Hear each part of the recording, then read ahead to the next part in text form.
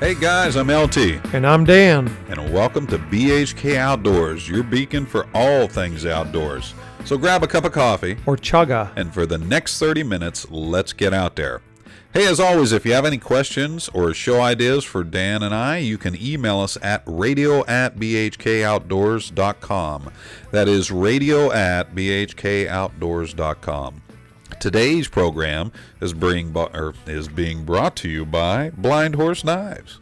We thought it'd be a good opportunity to talk to you about some knives and your maybe different things for hunting and bushcrafting. So today's show is brought to you by Blind Horse Knives. Dan, a lot of times we've had guests on and we've talked about hunting, we've talked about some fishing, we've talked about survival, and even had some knife makers and adventure athletes on. I think today we decided we'd kind of talk about knives, a little bit about our knife company and what we have going on that might be of interest to the public. Oh, I thought you were going to talk about me being all of that. The adventurous, the athlete, the hunter, the fisher, the camper, survival kind of guy. I thought isn't that what we're about? Mikey, I told you if you did this program, it would have went to his head. Now, our producer Mike said it was a good idea, so we're going to go with it. But yeah, we're having a good time this morning, and we thank you guys for tuning in and being with us. A lot of times when we do talk about the knife company or people ask us questions, one of the biggest questions that ever come up is, where did we get the name Blind Horse Knives? Well, you going to tell them where we got it? Yes, I will. We got the name Blind Horse Knives. Dan and I used to work together at a stair company, and I have some property down in West Virginia. And as a kid, I hunted that property, and there was an old shack up in the back of it. And I had asked my grandmother one time what that old shack was, and she had said it was her uncle's pout house. Well, I said, well, what's a pout house? And she said, well, when he'd get mad at her aunt, he'd go up there and pout. So I said, oh, that's kind of interesting. Everybody kind of needs a pout house. So her and my dad continued telling me the story and this, that, and the other. And then at one point they said that he had worked a farm with a blind horse. Well, I thought that was kind of interesting.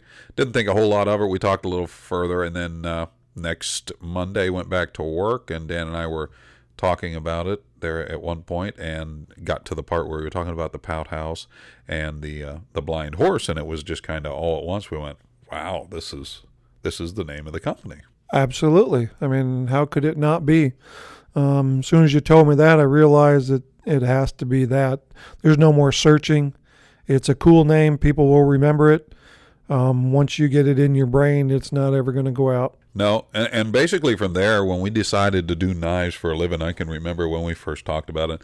When we started making knives as a hobby, it would probably take us about a week to make one saw blade knife, and then we would show up at a gun show on the weekends to sell that same knife for $20. And we would do this week after week after week, and we'd get 10 or 20 of those together, go to a gun show, and sell them for $20, and that's kind of how we got started doing all that.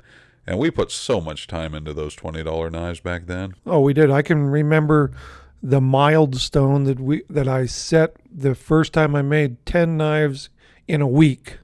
I like, oh my God, I have made it. It was something. I'll tell you what, though, the experience you can't pass up, because we did learn a lot about knives and just the advantage of having decent equipment when you do make knives. So that kind of helped us out. And I can remember we would go to the gun shows. Again, we were still working full time at a regular job at the time, so we were able to kind of take out a little bit of hobby money and set it aside and bit by bit buy our equipment. When we first got started, I remember we were doing a little bit of kit knife stuff. And for me, I remember, Dan, I made a kit knife for my father for Christmas. And he liked it a lot, and he had taken it to work. Well, the guys at his work, being a custom knife and all, they were quite interested in it. And all of a sudden, I was getting orders. I wasn't even a knife maker at the time. I was just putting kits together.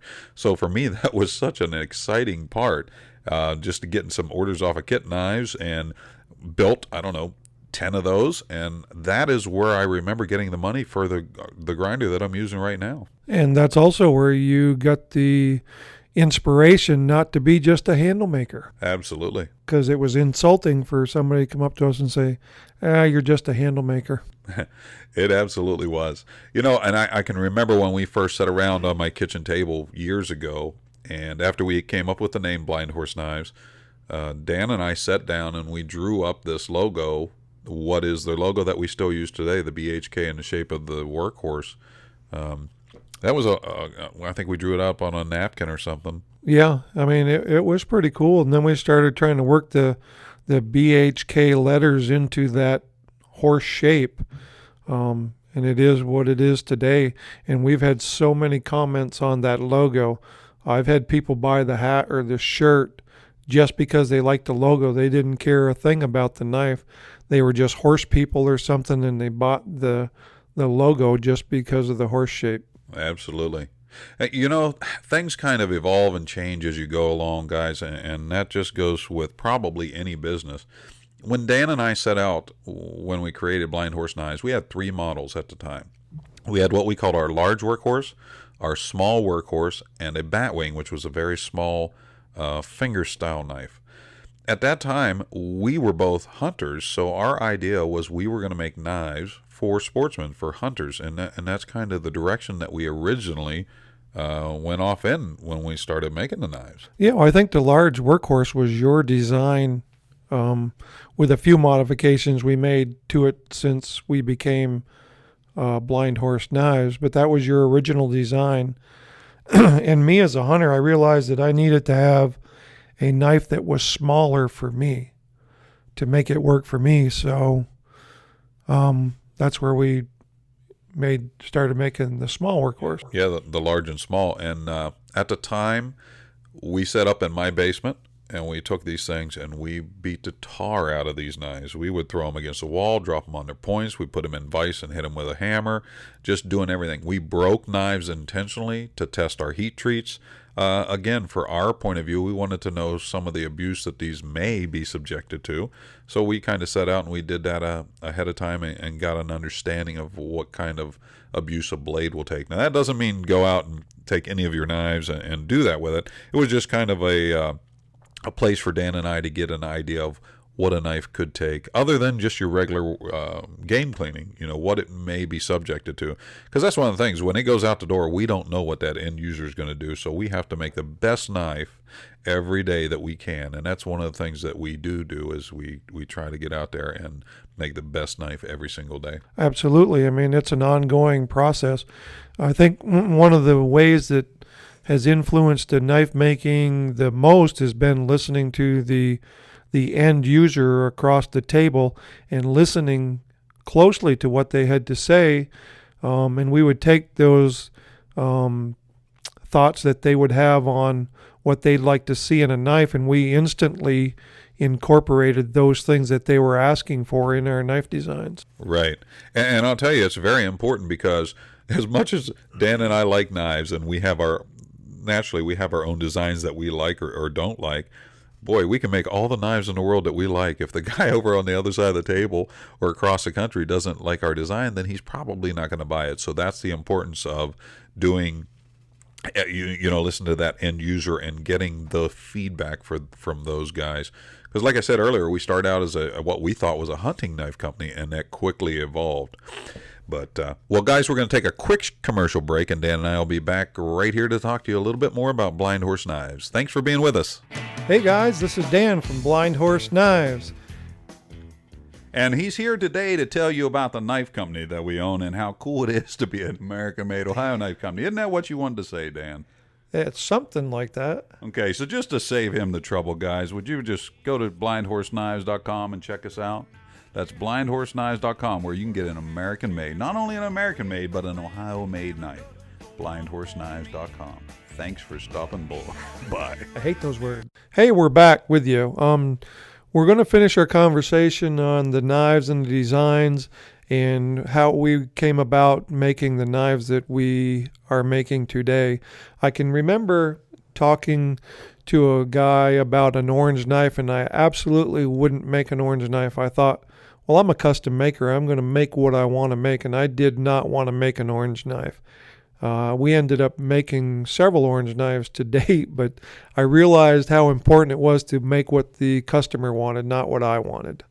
So, I mean, that's what's led us right into this. Well, getting to that, back to that orange knife, we still make a lot of those orange knives, and the reason for that is we have heard stories of guys sticking their knife in a tree, laying it in the leaves and can't find it.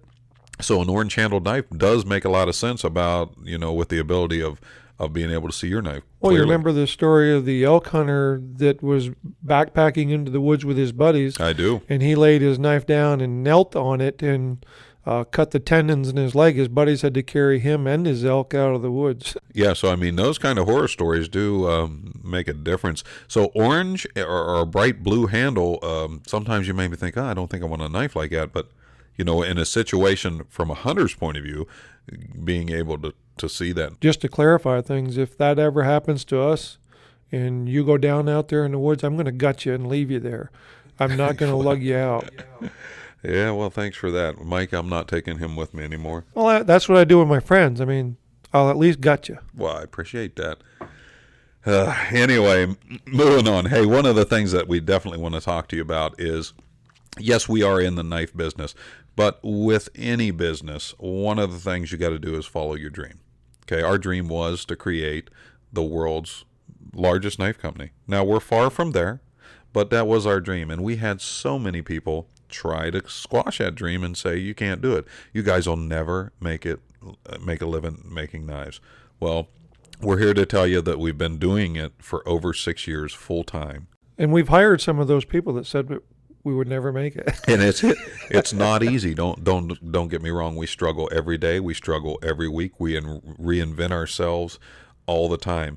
But the bottom line is, if you believe in yourself and you're willing to go after that. Now, I mean, you've got to give 110%. You can't just kind of halfway do it. Because I've heard people say, oh, I can't do it because I don't have hospitalization, or this, that, and the other. The minute you say there's a reason that you can't do it, look for the reason that you can, because that's the only way you can go.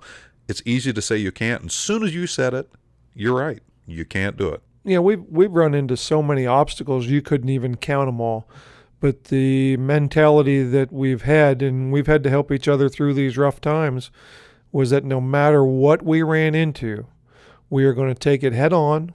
We're going to find out how to get around this problem or obstacle, and we are going to smash our way through it, and we are going to overcome it no matter what it is. And we've done that. And we absolutely have. If you were with us in the early days, we were, from the day that Dan left his position. I had left a year earlier and got started on my own, but from the day he left his position at the stair shop, we were 30 days. We were at the Blade Show, the biggest knife show in the world, basically, and Blind Horse Knives was born actually 1 week earlier at the Indianapolis Gun Show. Right. The Indy And then the 1500. following week, we were down at the Blade Show. And Dan basically lived in my basement with me, and him and I made enough knives to go to those two shows back to back. And we came home and said to our wives, it was like, well, I think we can do it. Absolutely. Well, if you remember, those were not 8-hour days either. Those were like 20-hour days No, prepping for that were very Blade long. Show. And it was horrific on our bodies. I mean, I don't know about yours, but mine was fighting it the whole way. I just wanted to go to bed. It was very difficult. But you know what? The things that we gained from that, some of those obstacles that were put in front of us, that's one of the things that my dad always told me is like, hey, you got a brick wall in front of you, learn how to climb it, go around it, or dig under it. Because you can stand there and say, well, there's that obstacle. And if you do that, you're stopped. You're not going to move on. We spent a lot of time in those first couple years without a paycheck. I remember that. Well, yeah, we've gone without a few along the way, too. So Absolutely. So it's not been an easy journey, but by all means, I would not trade it for anything. me neither. Every day there's a new challenge every single day that we do this. And it's just one of those things. I have faith in God that he's going to get me through all of these things. And he has to this point.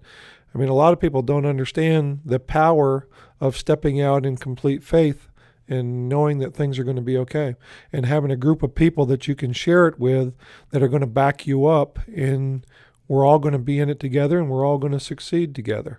See, one of the things when we started Blind Horse Knives was we didn't sit there and tell each other how rich and famous we were going to be. We sat down and we said, you know what, we're going to be able to create jobs. We want to be able to give back, because I really feel if you are in a position where you can give back your talents, your abilities, whatever, to the community by hiring people, creating jobs, That is the biggest reward. Everything else will come in time. We're financially okay. We're not rich by any means, but we're doing fine and we're enjoying every single day. It's always a new challenge. Every day creates a new obstacle, but we learn together and we create this company and we pass on what we learn to the guys that are around us, and we move forward all the time, and we're very blessed with just the good people that we're associated with all the way around. Oh, absolutely. But there's another thing I think that people miss there too is information. Information is meant to be shared. There should be no secrets in the world, and the world would be a better place to live if people would help people. And that's one of the things that we've done all the way through this. We don't have any secrets. If there's a knife maker wants to learn something, we've either had them in our shop or we've talked to them on email or phone call and helped them with their problems, and even tried to do things for them as much as we could. I can remember the time that we had this, what was the 89-year-old man came to my shop wanting to learn how to make knives. Right, I I remember couldn't that. afford to take the time to show him how to make knives because I really needed to get the work done. But I thought about it for a minute, and I said to myself that anybody of that age that wants to learn how to make a knife at that age and still has motivation at that age, what kind of person would I be if I didn't take the time with him? So I can remember shutting down my whole shop for the day and taking the time to teach him some things on knife making and taking him out to dinner and things like that. I mean, those things just come back tenfold when you do things like that. Oh, they do. And let's face it, we wouldn't be where we are right now if R.W. Wilson hadn't have taken the time to show us a little bit about knife making and the knife business and industry. Used to take us around to shows with him, and we got to see how you sell knives and just different things. So again, the giving and receiving of information is priceless, and we do try to talk to all of our guys even yet today. If someone asks you a question about something, give it freely. Absolutely. I mean, because information should be shared. It is. That's how we all get ahead, and it's just a big family all the way around. When as the years go by, we talked about different knives and stuff. Dan, why don't you talk to them a little bit why there are different grinds? Because that's another one of the big questions that we always get is, this grind versus this grind versus this grind. Yeah, I try to explain to the customer what it is that he would need from his knife. If he's going to do more woodworking than meat cutting or something like that, then he should use maybe a Scandi grind, or he's going to need something that has a very durable edge, as opposed to like you're saying with the meat cutting, you like a flat ground knife kind of thing if you're going to do more of that. So you try to think about the many things you're going to be doing with your knife and try to get the grind that best suits the category of things you're going to use it for. I mean, any knife can be used for just about anything, but it will perform better if you match the grind to what you're going to be doing.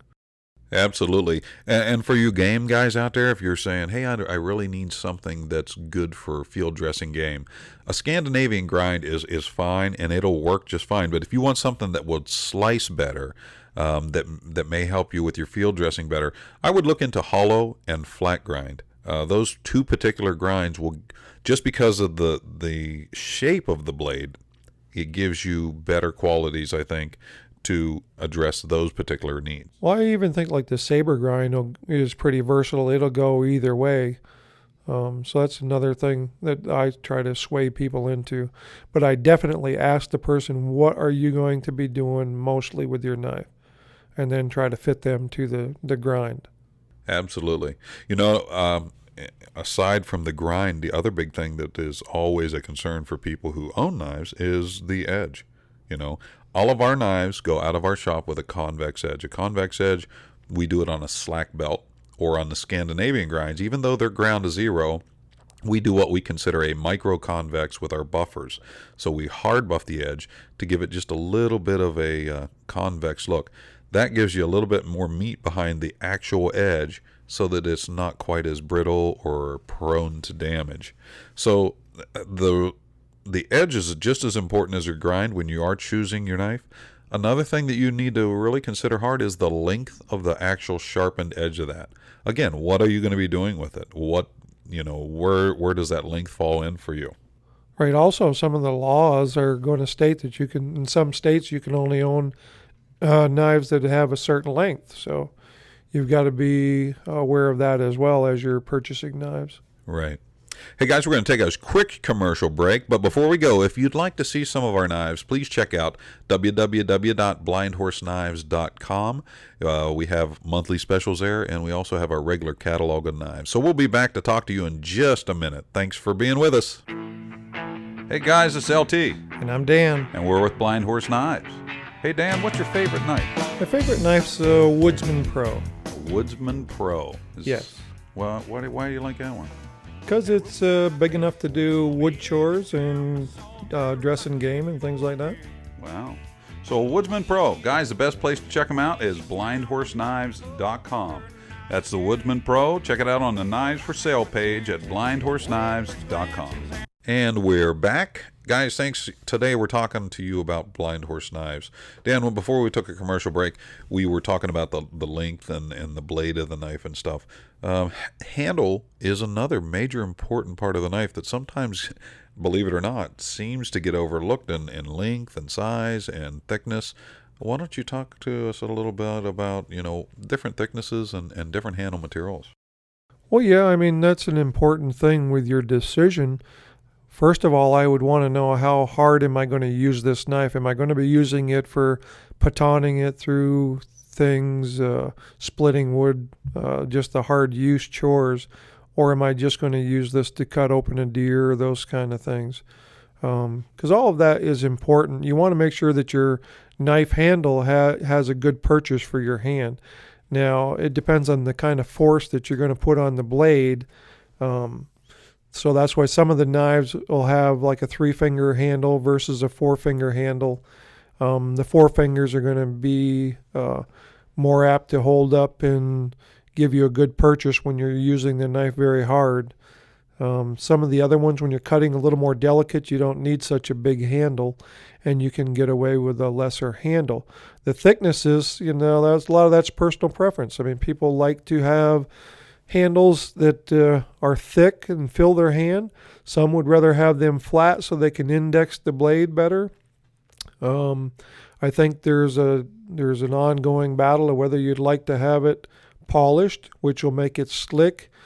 Can be a little slippery if it's wet, or if your hands are extremely dry in the winter.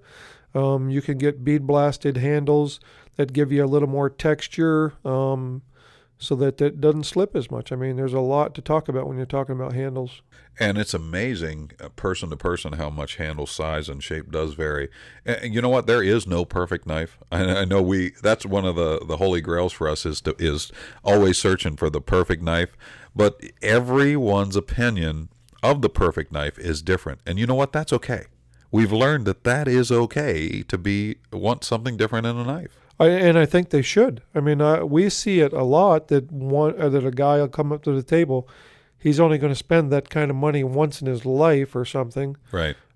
He only wants to have one knife, and he wants it to do everything that you would ever want to do, from jacking up your truck to carving an apple. I mean, and it's not going to happen. I mean, no, you're never going to find a knife to do all of the chores you want to do. I like to personally have several different kinds of knives, different sizes for doing different chores. One of the easiest way to understand that, because for some reason the knife industry does sometimes go, hey, there's this one knife that does everything.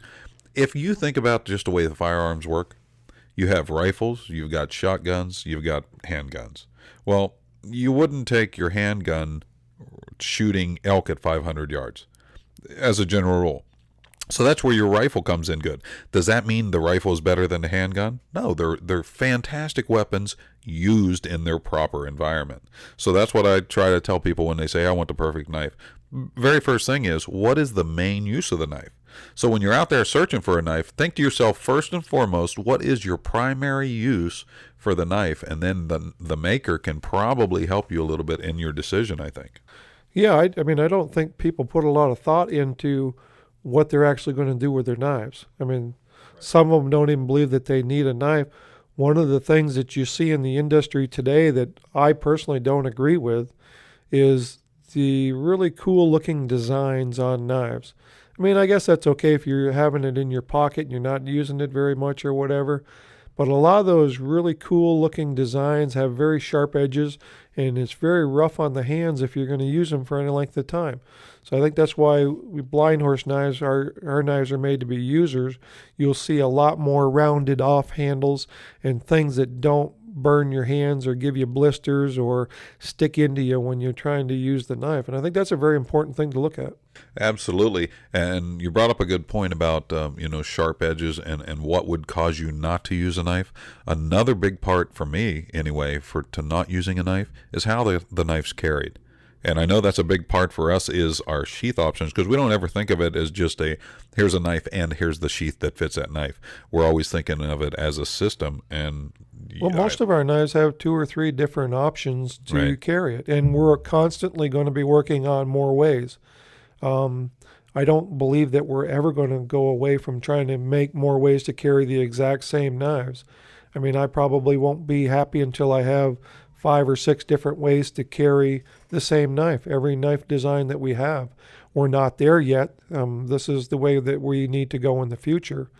Because absolutely, it'd be great to custom fit the guy's carry option right there at the table. Oh, absolutely. That goes very well. Let's just say you have a really cool pair of cowboy boots. These things are python skin. They're the coolest thing you ever had. If those things don't fit and they hurt your feet, you're not going to wear them, right? Well, so I kind of look at a knife sheath that way. I don't care how cool that knife is. If you don't like that sheath, or every time you sit down that sheath bugs you, or you got to adjust it, or if it's weird, you're not going to carry that knife. So it's kind of the same thing. So when we design a sheath, we want you to be comfortable with it, because we know if you're comfortable, you're going to carry it. And if you carry it, then your buddy's going to see you carrying it, and he's going to say, hey, what's that? And you're going to say, it's a cool blind horse knife. So it kind of all works together for us. Yeah, I mean, we've got some pretty interesting things out there. Some of the sheaths that we have can go 2 or 3 different directions. You can wear them as neck knives. If you put a piece of cordage on them, you could wear it as a belt ride knife, or you could wear it as a dangler. I mean, having just 3 options in there makes a big difference with the same sheath. Absolutely. So, I mean, other than the leather that we offer also a Kydex sheath, which we have been blessed recently, and Dan and I have designed a slide lock which controls the retention deployment of a Kydex rig, a knife and a Kydex rig, and that's also being licensed by some other knife companies, so we've been real blessed about that. But Kydex, that's a whole new carry option. Oh yeah, as well. But that whole idea that you just told us about was born out of stupidity. I know. Not being able to get the rivet in the right place. Well, that's exactly it. Our idea is it's kind of like the 3 bears. This bed's too soft. This one's too hard. This one's just right. Same thing. Someone would say, man, this is too loose. And we were thinking, wow, that was just right. And the next guy picks the same knife. He's like, this is a little bit too hard. I can't get it out. And we're like, doggone it, that thing was just right. So the slide lock helped us eliminate that. And if you haven't seen that, check it out at www.blindhorseknives.com. On our sheath page, you can see our slide lock retention, the KLMS sheaths.